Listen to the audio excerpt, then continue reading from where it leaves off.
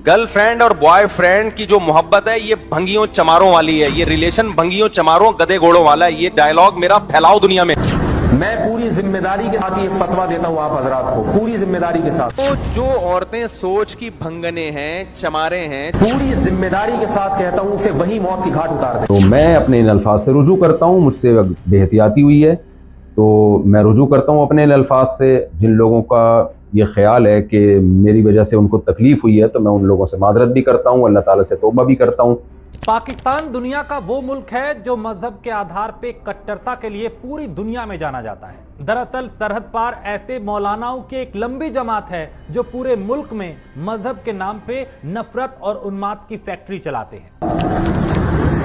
कि अगर आप अपने कानों से किसी को सुने गुस्ताखी करता हुआ रसूलुल्लाह सल्लल्लाहु अलैहि वसल्लम की शान में, पूरी जिम्मेदारी के साथ कहता हूं उसे वही मौत की घाट उतार दे। ईशा निंदा के नाम पे लोगों की हत्या करना, फतवा जारी करना, ये सब जिन्ना लैंड में बेहद आम बात है। लेकिन अब पाकिस्तान के एक ऐसे ही मौलाना के खिलाफ वहां की मस्जिदों से फतवे जारी हो रहे हैं। क्या पाकिस्तान में मौलाना का सिर तन से जुदा होगा? क्योंकि इसी तरह के फतवे जारी किए गए हैं। इस मौलाना के खिलाफ सिर तन से जुदा करने के फतवे जारी हो रहे हैं। पाकिस्तान के कट्टरपंथी स्कूलों में जिस किताब की सर्कुलेशन सबसे ज्यादा होती है, तारिक मसूद नाम का ये मौलाना उस किताब का लीड राइटर है। लेकिन इस्लाम की तौहीन पे सजाए मौत की वकालत करने वाला ये मौलाना अब जिन्ना लैंड में जान की भीख मांग रहा है। तो मैं अपने इन अल्फाज से रुजू करता हूँ, मुझसे बेहतियाती हुई है तो मैं रुजू करता हूँ अपने इन अल्फाज से। जिन लोगों का ये ख्याल है कि मेरी वजह से उनको तकलीफ हुई है तो मैं उन लोगों से मादरत भी करता हूँ, अल्लाह ताला से तौबा भी करता हूँ। पाकिस्तान की गलियों में तारिक मसूद के नाम से ऐसे कई पोस्टर चस्पा हैं। हर मस्जिद से ऐसे ही फतवे जारी हो रहे हैं और इस मौलाना पे आरोप ईशा निंदा का है। आरोप इस्लाम और कुरान की तौहीन का है और डिमांड ये है कि जल्द से जल्द इस मौलाना का सिर तन से जुदा कर दिया जाए। ये खुद नफरत की फैक्ट्री चलाता है ये मौलाना। दरअसल हुआ यूं कि पाकिस्तान की एक मस्जिद में कई मौलाना तकरीर सुनने के लिए इकट्ठा हुए। कुर्सी पे मौलाना तारिक मसूद बैठा था, लेकिन वहां उसने कुछ ऐसा बोल दिया जिससे पूरा पाकिस्तान अब उसका दुश्मन बन बैठा है।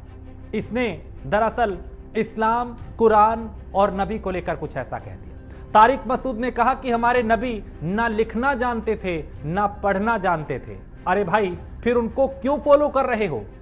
खुद बोल रहे हो ना लिखना जानते थे ना पढ़ना जानते थे। बस ये कहना था और इस पर पूरे पाकिस्तान में बवाल मच गया। ये वही शख्स है दोस्तों जो केवल पाकिस्तान ही नहीं बल्कि इस्लाम की तौहीन के नाम पे पूरी दुनिया में घूम घूम कर सजाए मौत की वकालत करता था। और अब इसी को मानने वाले मौलानाओं ने इसके खिलाफ मोर्चा खोल दिया है। कोई बहुत बड़े बड़े स्कॉलर हैं, हमारे नबी के बारे में पूरी उम्मत का इजमा है भाई, ना लिखना जानते थे और ना पढ़ना जानते। अबे भाई फिर क्यों फॉलो कर रहे हो यार? मुहिम छेड़ दी है। मौलाना तारिक मसूद ने आगे कहा कि कुरान कह रहा है, जो कुरान पेश कर रहे हैं उनके दाएं हाथ ने एक लफ्ज भी नहीं लिखा, एक शब्द नहीं लिखा। और जब कुरान की आयतें नाजिल होती थी तो नबी अपने टहसाबियों को, यानी जो टहसाबी हैं, उनको बुलाते और कहते कि लिखो। उन्होंने लिखवाया ना, तो आप लिखना पढ़ना नहीं जानते थे, इसलिए कुरान में व्याकरण की गलती हुई है। कुरान में गलतियों की बात इस मौलाना ने कर दी और मौलाना तारिक मसूद की इन बातों को अब ईशा निंदा की कैटेगरी में रखा गया है। पुलिस थानों और अदालतों में एफआईआर दर्ज हो रही है। एक तरफ एफआईआर और दूसरी तरफ एक के बाद एक मस्जिदों से फतवे जारी हो रहे हैं और फतवे की वकालत करने वाला मौलाना अब वीडियो जारी कर खुद उन्हीं मौलानाओं से माफी मांग रहा है जिन्हें कभी वो कट्टरपंथ का पाठ पढ़ाया करता था। तो मैं अपने इन अल्फाज से रुजू करता हूँ, मुझसे बेहतियाती हुई है तो मैं रुजू करता हूँ अपने इन अल्फाज से। जिन लोगों का ये ख्याल है कि मेरी वजह से उनको तकलीफ हुई है तो मैं उन लोगों से मादरत भी करता हूँ, अल्लाह ताला से तौबा भी करता हूँ।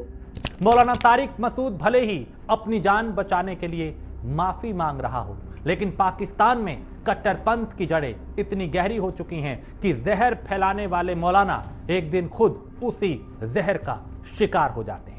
ये मौलाना भी लगातार इस्लाम और दूसरी चीजों का जिक्र करके हत्या और उनकी वकालत करता था कि अगर नबी की गुस्ताखी किसी ने की तो सजाए मौत दे देनी चाहिए। कई इस तरह के बयान भी दिए जिस पे खूब विवाद हुआ। अब यही मौलाना खुद रहम की भीख मांग रहा है। और ऐसा नहीं है कि इस मौलाना ने पहली बार इस तरह का बयान दिया हो। इसने गर्लफ्रेंड बॉयफ्रेंड कल्चर को लेकर यह कहा कि यह भंगी और चमारों का काम है। गर्लफ्रेंड और बॉयफ्रेंड की जो मोहब्बत है ये भंगियों चमारों वाली है, ये रिलेशन भंगियों चमारों गधे घोड़ों वाला है। ये डायलॉग मेरा फैलाओ दुनिया में।